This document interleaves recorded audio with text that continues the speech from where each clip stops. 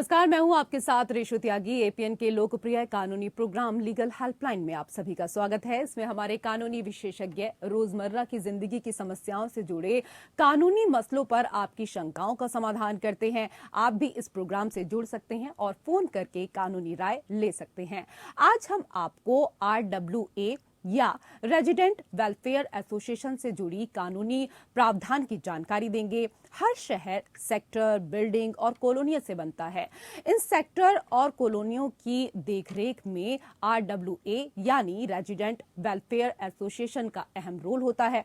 Colony के विकास, देखभाल के लेकर इसके साथ ही अगर बात की जाए तो सामाजिक कार्यक्रमों में रेजिडेंट वेलफेयर एसोसिएशन बेहद महत्वपूर्ण भूमिका रखता है।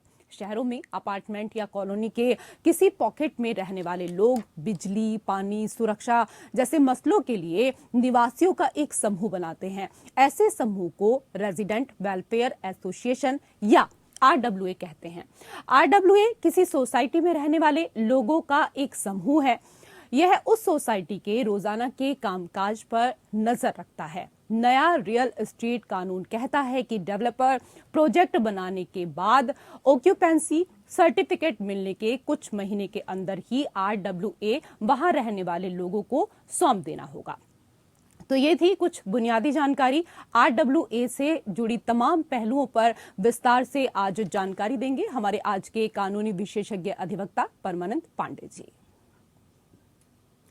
सर, बहुत बहुत स्वागत है आपका हमारे खास कार्यक्रम में। जी, तो परमानंद जी से आप RWA से जुड़े कोई भी अगर आपके सवाल हैं तो आप आज सवाल कर सकते हैं। तमाम नियम कानून क्या कुछ होते हैं इसके विषय पर आप जानकारी ले सकते हैं। अगर आपका इस मसले से जुड़ा कोई भी सवाल है तो आप फोन करके राय लें।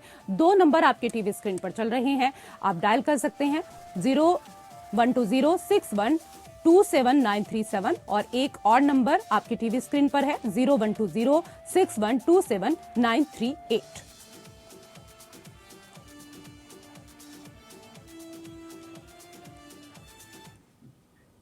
सर, सबसे पहले हमारे दर्शकों को ये बताइए कि RWA क्या होता है और इसकी कानूनी परिभाषा क्या कुछ है। देखिए, RWA के बारे में आपने विस्तार से बता दिया कि ये रेजिडेंट वेलफेयर एसोसिएशन है। माने जो निवासी लोग हैं उनकी भलाई के लिए कार्य करने वाली संस्था है। और RWA का रजिस्ट्रेशन होता है रजिस्ट्रार कोऑपरेटिव सोसाइटीज के यहाँ।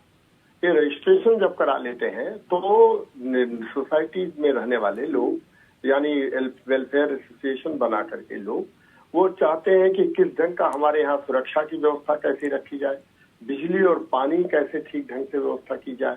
मान लीजिए बिजली वहाँ कट जाती है तो वो जनरेटर लगाते हैं और ये सारी सुविधाओं का व्यवस्था करते हैं जिससे कि लोगों को किसी तरह की तकलीफ न होने पाए।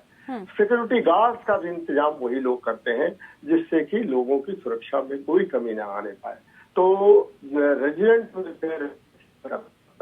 जो रेजिडेंट्स के वेलफेयर के लिए जो काम करती है उसको RWA कहते हैं और इनका एक NGO की तरह से है, ये नॉन गवर्नमेंटल ऑर्गेनाइजेशन की तरह से है।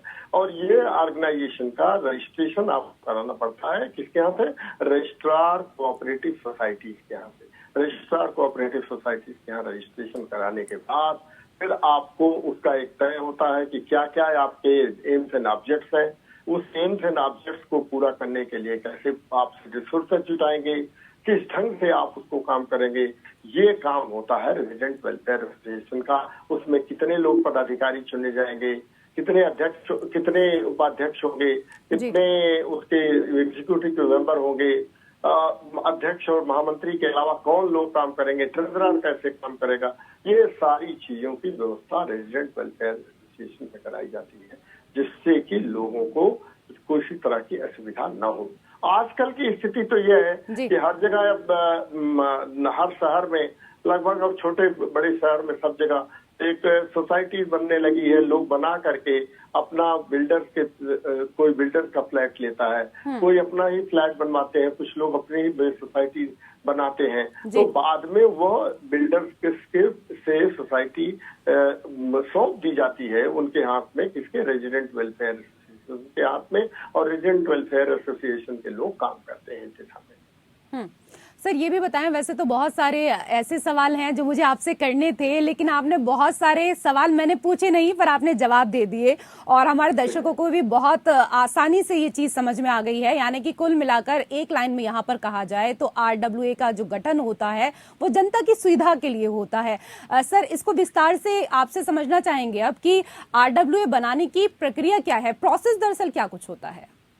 देखिए, इसका प्रोसेस जो है, इसकी प्रक्रिया, आप जब किसी के सोसाइटी का रजिस्ट्रेशन कराने जाते हैं तो आपको कितने मेंबर हैं, एक जनरल बॉडी मीटिंग करनी पड़ती है। जिस सोसाइटी का जहाँ कहीं भी आप करते हैं, आप कितने लोग उसमें शामिल होते हैं, उसकी एक जनरल बॉडी मीटिंग करते हैं। 150, 200, 300, 500 जितने लोग होते हैं तो वहां पर एक जनरल बॉडी मीटिंग करते हैं और उस मीटिंग में यह प्रस्ताव किया जाता है कि हम एक RWA बनाना चाहते हैं, रेजिडेंट वेलफेयर एसोसिएशन बनाना चाहते हैं। उसी में ये तय किया जाता है कि आप इसको बनाइए और बनाने के लिए क्या करेंगे, उसका एम्स एंड ऑब्जेक्ट्स आप डिसाइड कर दीजिए। एक मेमोरेंडम ऑफ अंडरस्टैंडिंग तैयार कीजिए और मेमोरेंडम ऑफ अंडरस्टैंडिंग तैयार करने के बाद फिर आप एक उसमें लोगों की सहमति से आप अध्यक्ष, उपाध्यक्ष, ट्रेजरर और महामंत्री और लोगों का सिलेक्शन करेंगे।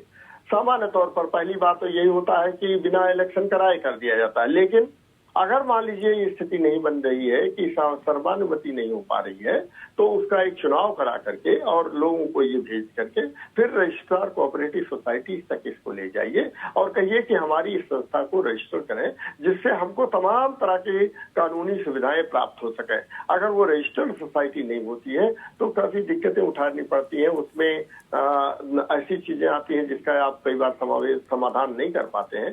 तो जरूरी होता है कि आप उसका रजिस्ट्रेशन करा लें और ये कराने के लिए आपको एक जनरल बॉडी मीटिंग बुला करके फिर उसमें यह तय करना पड़ता है कि हमारा क्या उद्देश्य होगा, किस उद्देश्य से हम इसको बना रहे हैं इसको, और उस उद्देश्य को कैसे पूरा किया जाएगा, कैसे फाइनेंसर्स जुटाए जाएंगे, ये सारी चीजें उसी में मीटिंग में ही तय कर दी जाती है।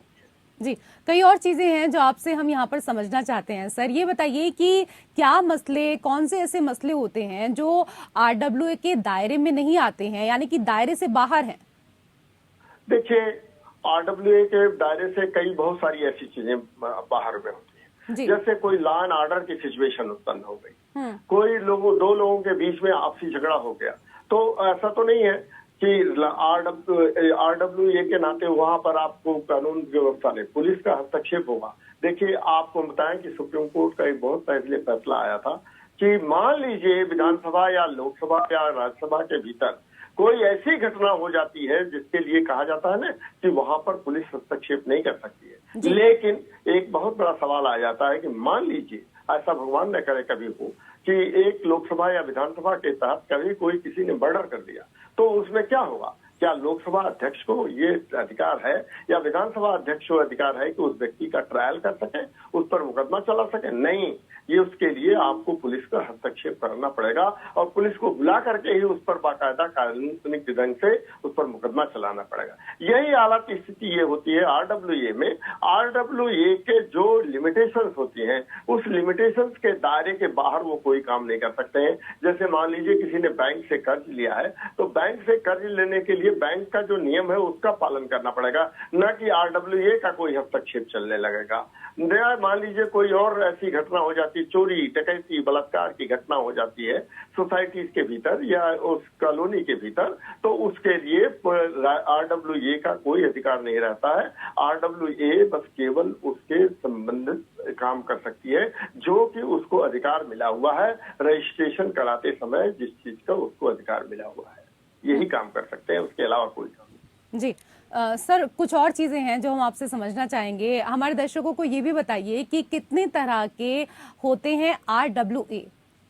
देखिए, RWA तो आजकल जो स्थिति बन गई है कि RWA एक और हो गया, AOA, अपार्टमेंट ओनर्स एसोसिएशन बन गया है ये इससे, और एक RWA रेजिडेंट वेलफेयर एसोसिएशन बन गया। रेजिडेंट वेलफेयर एसोसिएशन में बहुत सारे जो माने अपार्टमेंट न भी हो, मकान बने हुए हो, तो वो लोग भी बना सकते हैं, वो रेजिडेंट वेलफेयर एसोसिएशन बना सकते हैं। तो RWA का तात्पर्य है कि जो काम ऐसा जिसके लिए सबको सुविधा के लिए जो काम किए जाएं वो RWA का काम होता है। और अपार्टमेंट ओनर्स एसोसिएशन का काम होता है कि जो हमको अपार्टमेंट बना हुआ है और बनने के बाद हमको पोजीशन मिल गया है, तब जाकर के हम उसका बन सकते हैं, सदस्य बन सकते हैं या रजिस्ट्रेशन करा सकते हैं। लेकिन RWA का रजिस्ट्रेशन तो बनने के पहले भी कराया जा सकता है, ये है स्थिति। जी, ये तो यहाँ पर सर रजिस्ट्रेशन को लेकर बात हुई, इसके साथ ही सदस्यों को लेकर भी बात हुई, लेकिन आपसे हम यहाँ पर ये भी जानना चाहेंगे कि RWA के पास पैसा कहाँ से आता है? जी, ये बहुत बड़ा सवाल है, ये एक अच्छा सवाल है जी। RWA चूंकि ये कोई ऐसा नहीं है कि आप हमको कोई सरकारी है। RWA का मतलब रेजिडेंट लोग ही अपना पैसा देते हैं। जैसे आप देखेंगे कहीं किसी सोसाइटी में कोई रहता है तो सोसाइटी में एक मेंटेनेंस अलाउंस लेते हैं, आपको हर महीने कहते हैं कि आप हमको मेंटेनेंस के लिए दीजिए 1000 रुपए 1500 रुपए। उसमें मेंटेनेंस में क्या होता है, जैसे स्ट्रीट लाइट है या सीढ़ियों पर जो लाइट लगी होती है उसका बिजली का भुगतान किया जाता है, जो पानी का भुगतान किया जाता है, पानी मिलता है तो पानी के भुगतान के लिए भी वो उनका उसमें से खर्च चलाते हैं, या माली का खर्च होता है, माली के खर्च के लिए वहां पर दिया जाता है, या गार्ड का खर्च है तो ये गार्ड के खर्च के लिए जाते हैं, प्लम्बर उसमें लगाए जाते हैं तो प्लम्बर का, इलेक्ट्रीशियन का खर्च, ये सारे खर्च के लिए लोग अपना पैसा खर्च करके ही वो रेजिडेंट वेलफेयर एसोसिएशन को देते हैं। और उसके प्रेसिडेंट और ट्रेजरर और एग्जीक्यूटिव को पावर होता है कि वह उसका ठीक ढंग से उपयोग करते हुए सदस्यों के हितार्थ उसको उनके लिए ही खर्च करे। ऐसा नहीं है कि वो उस पैसे को मारने लगे और अपने आप खर्च करने लगे। लेकिन आजकल की स्थिति तो ये हो गई है कि देखिए लोगों को अधिकार मिल जाता है कि पैसा मिला हुआ है तो कई बार वो सही ढंग से खर्च करने के बजाय वो ठेकेदार को और इनके और दूसरे लोगों को पैसा दे करके और उसका दुरुपयोग भी करने लगते हैं। हालांकि इसके दुरुपयोग पर रोक के लिए सबसे जरूरी चीज होता है कि सदस्य लोग उसके प्रति सचेत रहें कि किस ढंग से उनका पैसा खर्च किया जाता है।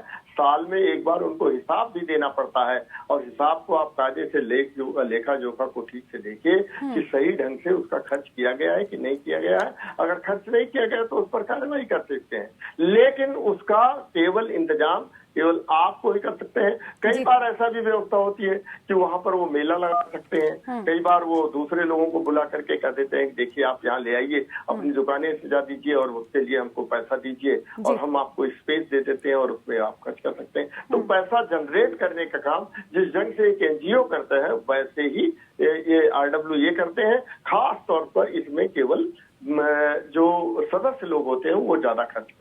जी सर, हमारे दर्शकों को ये भी बताइए कि RWA की चुनाव की जो प्रक्रिया है, जो प्रोसेस होता है, वो क्या कुछ है? हर वर्ष चुनाव कराना जरूरी होता है। उसमें आपको ये निर्णय करना पड़ेगा कि हम कब चुनाव कराना चाहते हैं।